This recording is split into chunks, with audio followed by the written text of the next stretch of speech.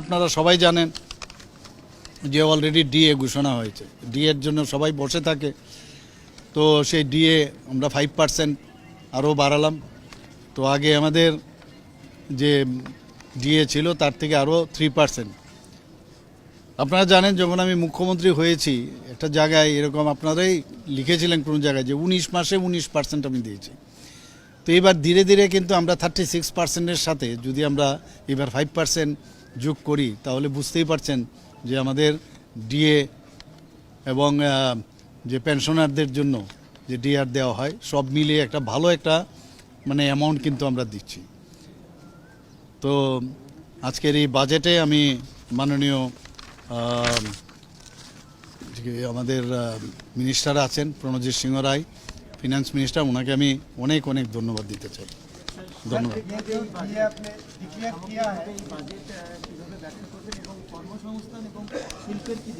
না, শিল্পের বিষয়ে এখানে উনি অলরেডি বলেছেন, নিশ্চয়ই আপনারা মাননীয়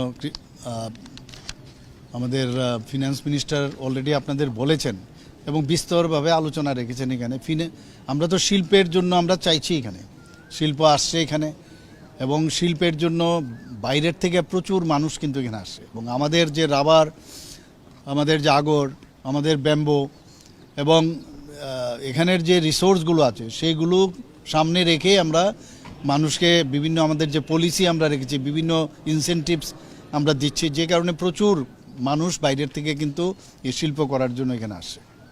এবং এই বাজেটেও কিন্তু তার ঝলক কিন্তু আপনারা দেখেছেন। तो बोल दिया मैंने 1 अप्रैल से होगा ना, 1 अप्रैल से ये इफेक्ट होगा।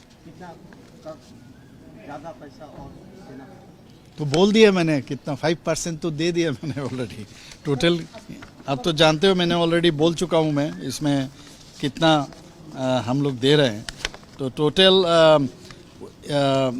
1 अप्रैल 2026 থেকে এটা ये स्टार्ट होगा ये, और इससे 1,02,563 रेगुलर जो हमारा कर्मचारी है इनको फ़ायदा होगा, और पेंशनर जो है 81,019 पेंशनर्स को फ़ायदा होगा, और फैमिली पेंशनर्स इन लोगों को फ़ायदा होगा। इसके बाद इनको अगर छोड़ोगे फिर जो ऑलरेडी अनियमित कर्मचारी है और इनको भी ये फ़ायदा होगा, और इससे व्यय होगा टोटल 500 करोड़।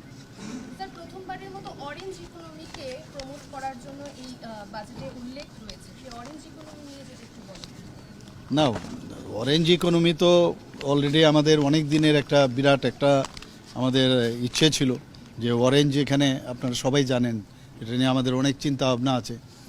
তো এই বিষয়ে আমার মনে হয় যে এগ্রিকালচার মিনিস্টার অনেক চিন্তা ভাবনা করছেন। আমার মনে হয় এই বিষয়টা উনি আরও বেশি করে বলতে পারবেন। আচ্ছা, এআই আমি বলছি অরেঞ্জ বলছি না, এআই তো আমাদের এটা প্রায়োরিটি, এআই তো আমাদের প্রায়োরিটি। এআই নিয়ে তো আমরা অনেক চিন্তা ভাবনা আছে, এবং আমরা এবার ইউনিয়ন বাজেটে আমরা দেখলাম যে মাননীয় আমাদের যিনি ফিনান্স মিনিস্টার উনি অলরেডি এআই এর উপর খুব জোর দিয়েছেন। মাননীয় প্রধানমন্ত্রীজিও বলছেন যে সমস্ত ডিপার্টমেন্টগুলোতে এআই যাতে যুক্ত করা যায়, কারণ উইদাউট এআই কিন্তু আমরা কোনো অবস্থায় সামনের দিকে এগোতে পারবো না।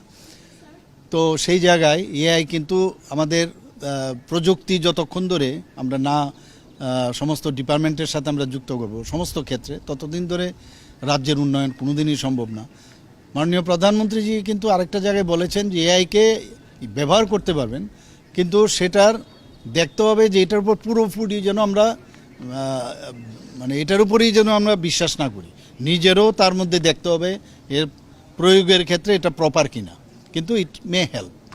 তো এআই নিয়ে অলরেডি আপনারা এখানে দেখেছেন আমরা প্রচুর কাজ করছি অলরেডি।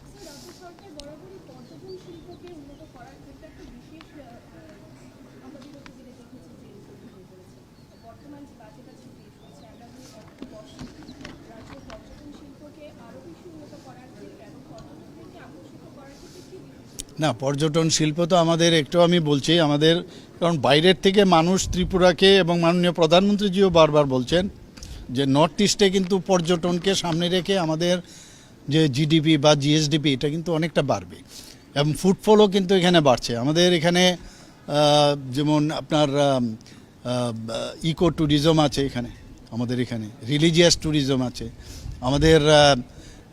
এখানে বিভিন্ন যেসব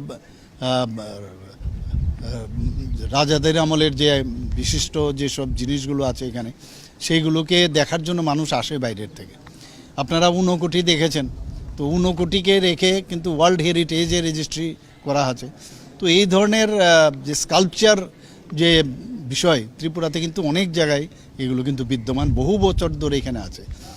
তো এগুলো নিয়ে আমরা কিন্তু বাজেটের মধ্যে অলরেডি উল্লেখ করা আছে যে বাজেটে যাতে বিভিন্ন জায়গায় যারা বাইরের থেকে আসবে তারা এসে যেন মানে তাদের প্রপার তারা থাকার ব্যবস্থা এবং খাওয়ার ব্যবস্থা এভরিথিং যেন অন্যান্য প্রদেশের যে মেইন ল্যান্ডের সাথে কম্পারেটিভলি বেটার হয় বা ওদের মতো এক পার হয়, সেই ব্যবস্থা কিন্তু এবার বাজেটে রাখা হয়েছে। এবং ফুটফলও কিন্তু অনেক বেশি বেড়েছে এবার।